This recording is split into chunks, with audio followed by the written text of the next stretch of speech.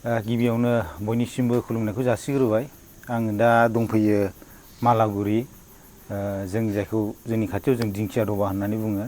आङो सजनिनि न'खराव दंफैयो। दा बिथाङा दाखालि बावैसो जे मेट्रिक आनजादावहाय गासैहाय मोनबा लेटार आरो बड'आव 100% नाम्बार लानानै मोजाङै उथ्रिसारदों। दा बिथांजों आं फंनैसो रायलायनो थाखाय बे समाव फैदों मोनाबिलिब्लाबो। आं गिबियावनो बिथांखौहाय गांसे आर'नाइजों साबायखर बावनायजों लोगोसे आरो बरायनानै लाग्रोगोन बिथांनि रिजाल्टआ मोजां जानायनि जुनै।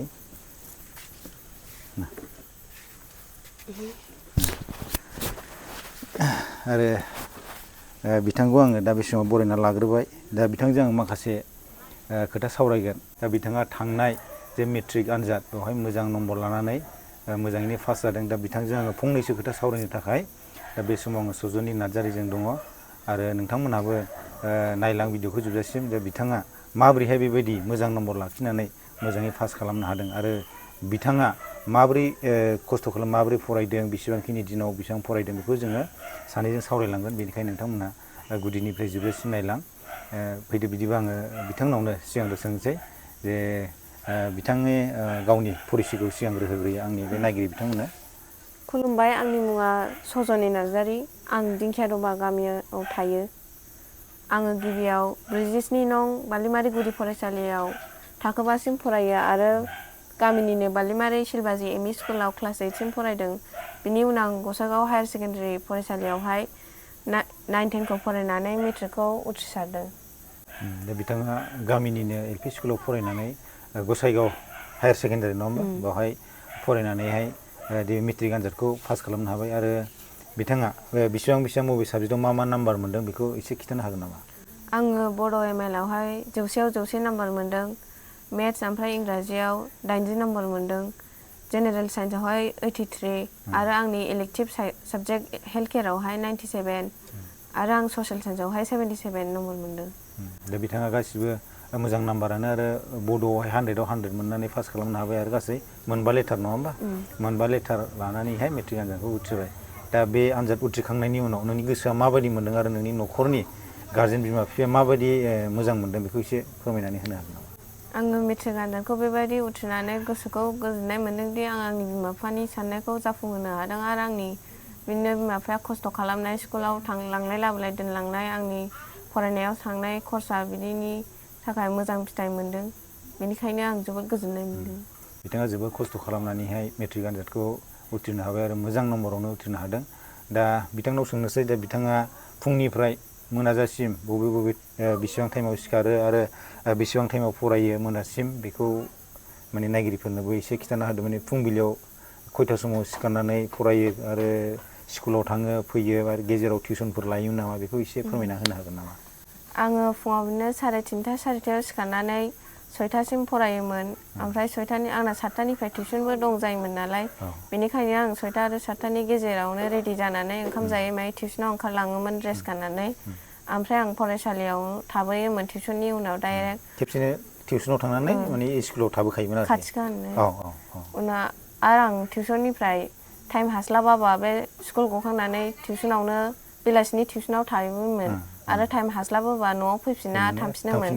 बिदिनो 6टा 6:30 न'आव सफैफिननाय जायो। ओमफ्राय दसे रेस्ट लानानै ओंखाम जायै मायै 8टा 9टा बिदिनिफ्राय फरायफिननाय जायोमोन। माने टिउसना नोंना फुं आरो बेलासि मोननैयावबो मोननै टाइमावबो नों टिउसन लायोमोन ना? दा बबे साबजेक्टखौ लायोमोन टिउसनावहाय? आङो फुंनियावहाय मेथ्स साइन्सजों लायोमोन आरो आं सानसुनियाव मेथ्स ओमफ्राय इंलिस ग्रामारखौ लायोमोन। आदसा, माने फुंनियावबो मोनानियावबो माने मोननै टाइमावबो नों टिउसन लानानै माने फरायदोंमोन नामा, नङा होमबा? बेनि हाइ स्कुलाव ओरैनो गेजेर बे एमइ स्कुलफ्रावथ' लायाखै, टिउसन लायाखै नङा होमबा? एमइ स्कुलाव लायाखै। एलपिआवबोथ' लायाखै? एलपिआव बिदिनो क्लास 1-2 लादों। गोरलै स्टार्टिंआव आरोखि, नङा होमबा? एलपिआवथ' जेब्लानाखि जोंनि आइयानो मिस्ट्रेसमोन नङा होमबा, बे समावहाय आइ रिटायार जानाय लोगो लोगो नोंसोर गलांदोंमोन नङा होमबा? जोंनो लास्ट बेचमोन। नोंसोरनो लास्ट, जोंनि जेब्ला आइया फोरोंदोंमोन अब्ला नोंसोर लास्ट बेच नोंसोरो जाफैबायमोन ना? आगोलथ' 4मोन, 4निफ्राय 5मोन। दा बे आइ रिटायार जानाया होमबा नोंसोर 5निफ्राय 6आव थांनाय बेबायदिमोन आरोखि ना? दा जोबोद मोजाङै नाम्बार लाखिनानै फरायबाय। दा पास जाखांनायनि उनावहाय बबेबा गोजान कलेजाव हाबफैगोन नामा? आं गोजानाव थांनो गोसो गैथ'आ दा, ओंखायनो दा लकेल गसाइगावआवनो फरायगोन। आदसा गसाइगावआवनो फरायगोन नङा होमबा? गसाइगाव ओरैनो बबे कलेजखौहाय सेलेक्ट खालामखो दा? आं गसाइगाव साइन्स एकाडेमियाव फरायनो। साइन्स एकाडेमियाव बिथाङा दा फरायगोन जोंनि गसाइगावआवनो। नोंथाङाथ' बुंबाय बावनो लकेलावनो फरायसिगोन। दा नोंथाङा माबा मोनसे स्ट्रिमखौहाय मुखौ साइन्स आर्टस माबा कमार्स माखौ लागोन? आं साइन्स स्ट्रिम लानानै HS पास खालामनो सानदों। साइन्सखौहाय माने साइन्स लानानैहाय हायार सेकेन्डारिखौ पास खालामगोन आरोखि नङा होमबा? दा बेजों लोगोसे फिउचारावहाय माबा जाहैनायनि दानो प्लेनिं खालामखाबाय नामा? जेनेबा फिउचाराव आङो बेखिनि माबाखौ जाहैगोन बा आं बेबायदि मावहैगोन, माबा मोनसे प्लेनिं खालामखाबाय नामा? आं HS पास जानानैहाय निट क्लियार खालामनो सानदों। निट क्लियार जायोबा आं MBBS फरायनानै कार्डिअलजिस्ट जानो सानदों, हार्टनि स्पेसियलिस्ट। आरो निटआ थाब क्लियार जाद्राबा आं BSc नार्सिंआवबो ट्राइ खालामनो नागिरदों। साननायाथ' जोबोद मोजां। माने हार्टनि प्रब्लेमाथ' बहुद दा माने गोरलै बैसोनिफ्रायनो जाबाय। माने हार्टनि जे प्रब्लेम, जानाय लोंनाया मिक्सनि थाखाय माने बहुद मानसियानो माने गोरलै बैसोआवनो हार्टनि प्रब्लेमा जायो आरोखि। दा नोंथाङा जोबोद मोजां माने मोनसे आयदाखौ सेलेकसन खालामदों। आङो आसा खालामो इसोरनिसिम आर'ज गाबो जे नोंथांनि साननाया जाहाथे जाफुंथों आरोखि। माने जोंनि मेक्सिमाम प्रब्लेमा आस्ते आस्ते जायोखाय माने जानाय लोंनाय मिक्स माबा माबि जोंना थानाय स्टाइल, बेफोरजों बे हार्टआ एसे मेक्सिमाम जों नुयो आरोखि हार्ट एटाक माबा माबि। दा बिथाङा सासे हार्टनि डक्टर जानो, हार्ट स्पेसियलिस्ट जानो नागिरदों। आंबो इसोरनाव आर'ज गाबो जाहाथे बिथांनि साननाया जाफुङो। दा नोंथाङा माब्लाबा बिदिनो फुङावबो बेलासियावबो टिउसनथ' लायो नालाय, माब्लाबा बिदिनो गेलेनाय मानाय बेरायनाय बिदि फ्रि टाइम मोन्दोंमोन नामा? हाइ स्कुलाव जेब्लानाखि मेट्रिक परिखा होनोसै बिनि जेनेबा 9-10 बिनि गेजेराव बहाबा बेरायनाय लोगोफोरजों फुजा मेलाफ्राव थांनाय बेफोरबायदि स्पेयार टाइमखौहाय बाहायोमोन नामा? बिदि ओरैनो बेरायग्लांनाय आरोखि। आं स्कुल गैयाबा बे टिउसन गैयाबालाय फ्रि टाइमाव बेरायोमोन बेरायनाया दसे। ओमफ्राय आंना गेलेनायाव बारा इन्ट्रेस्ट गैया गैनाया। आदसा स्पर्ट्सआव बिदि बारा इन्ट्रेस्ट गैया आरो। ओमफ्राय बिदिनो आलासि जानाय मानाय बेफोरबायदि गोसो जायोमोन? सामार भेकेसनफ्राव थाङोमोन। ओमफ्राय सेमोननि आं क्लास 10 मोननायनि सामार भेकेसनाव थांनाय जायाखै, माने कचिंबो दंमोन ना। ओमफ्राय टिउसनावबो कर्स फोजोबनांगौमोन, ओंखायनो। बेनिखायनो माने बांद्राय बे नैबे 10नि जे परिखा होनाय सम बाव बांद्राय बेरायनाय जायाखै नङा होमबा? दा नोंथाङा माने एसे मबाइल इउस खालामो ना खालामामोन बेनि सिगां? खालामोमोन ना? ओरैनो मबाइलखौ मबे लाइनाव, मबे केटेगरि बा मबे खेथ्रआव बाहायनाय जायोमोन? ओरैनोथ' जोंना मबाइला ओरैनो सोरबा बिदिनो फेसबुक सालायनाय, वाट्सएप सालायनाय, माबा गान नायनाय, रिल्स नायनाय बिदियाव मेक्सिमाम मानसिया इउस खालामो। दा नोङो मबाइलखौ बबे माने लाइनाव, बबे भागआव बाहायोमोन एसे खिन्थानो हागोन नामा? आंबो फ्रि टाइमाव बे माबाखौ ससियेल मिडियाखौनो इउस खालामो खालामनाया। ओमफ्राय बे आंनि बे स्टाडि टाइमावहाय आं ChatGPT, गुगोल बिदिखौ इउस खालामो।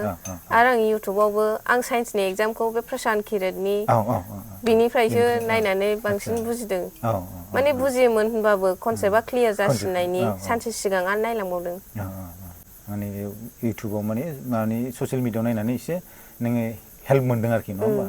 दा बिदिनो जोङो माने ससियेल मिडियाखौ बाहायोब्ला जोङो मोजां लाइनाव बाहायनांगौ। जों ओरैनो माने रिल्स नायनाय माबा माने वाट्सएप साट आरो बे फेसबुकफ्राव जों बांद्राय इउस खालामनो नाङा। दा बिथांबायदि मोनसे जे नोंनो माने खमि हेल्प नांगौ, माने जों बुजियाखै, बेवहाय जोङो मबाइलफोरखौहाय माने ससियेल मिडियाखौ जोङो इउस खालामनांगौ आरोखि। दा बिथांजों रायज्लायनानै जोबोद गोजोननाय मोनबाय। दा नोंथाङाथ' जोबोद मोजाङै नाम्बार लानानै पास जाबाय। दा फंनैसोब्लाबो जेनेबा नोंनिफ्राय उन्दैसिनखौ माबा मोनसे साजेसन बा मोनसे मोजां बिथोन होनो जुदि आं थोनोब्ला माबायदि बिथोन होगोन? जेनेबा उनाव जे सोरबा मेट्रिक परिखा होगोन नङा होमबा, फैबाय थागोन, जे नोंथांनि जे फरायनायनि माखासे माबाखौ सोंखाबाय, नायनानै जुदि बिसोरबो माने सोलोंगोन जे मोजां फरायनांगौ, मोजां टाइम बाहायनांगौ फरायनाय समाव। दा नोंनिफ्राय जे ओरै गाहाय जे फैबाय थागोन नङा होमबा, फंनैसोब्लाबो माबा बुंहरनो खावलायगोन आं दा बे समाव। आं आंनि उननि जेनेरेसननि मेट्रिक होग्राफोरखौ बेखौनो खावलायनाय जागोन दि बिसोरो मोजाङै फरायनानै मेट्रिकनिफ्राय बांसिननिफ्राय साबसिन हामसिन नाम्बार लाखिनो हायो। आरो आंनि नाम्बारा एफाराबबो मोजां नंद्राया जे आंनिसिम माने आंनो बांसिन मोनदों बेखौबो होनजाया। आंनिफ्राय बांसिन मोनग्राफोरबो दं, जाहाथे बयनिख्रुइबो बांसिन मोनो आंनि फंबाय बिनानाव, आंनि जुनियरफोरा। आं बेखौनो आसा खालामो। दा बे समाव बिथाङा क्लियार होबाय। दा नाम्बाराथ' बयबो मोनदों, जिहेतु जोङो आंनि एरियानि हिसाबै आं फैबाय। खिन्थु दस्रा जायगायाव बेबायदि सेम नाम्बार मोननायबो थानोबो हागौ, आरो दङबो जानांगौ। दा जिखुनु जाया जोङो एरियानि ओनसोलनि फ्राय मोनसे मोजां गोरों माने मोजां नाम्बार लानानै जे पास खालामनो हानाय जों सासे सुबुं मोनदों जाहाथे इयुनाव बेनो जोंनि मोनसे फुंखा जोंनि मोनसे धोन जाहैयो बेखौ जोङो बयबो आसा खालामो आरो बेबायदि ओनसोलाव बेबायदि जोङो गोरों बा मोजां जोङो फरायसाफ्रा जुदि गोजौथिं आवगायलाङोबा जोंनि समाज आरो ओनसोलाबो जोंना जौगानाय जायो। दा बेनिखायनो जोङो गावबा गावनि ओनसोलाव जों बयबो आसा खालामनांगौ आरो जोङो बयबो हानायमानि जोङो माने इयुन जोलैफोरखौ जाहाथे मोजाङै माने दैदेनलांनांगौ बा मोजाङै डिरेक्सन होनांगौ बिनि बिबाना जों गिदिरसिनफोरनाव थायो। दा बिथांजों आं रायज्लायफैनानै जोबोद मोजां मोनबाय आरो जोंना खाथिखाबो थेवब्लाबो फैनाया एसे लेट जाबाय दिनै मोनाब्लाबो सावरायफैबाय गोजोननाय मोनदों।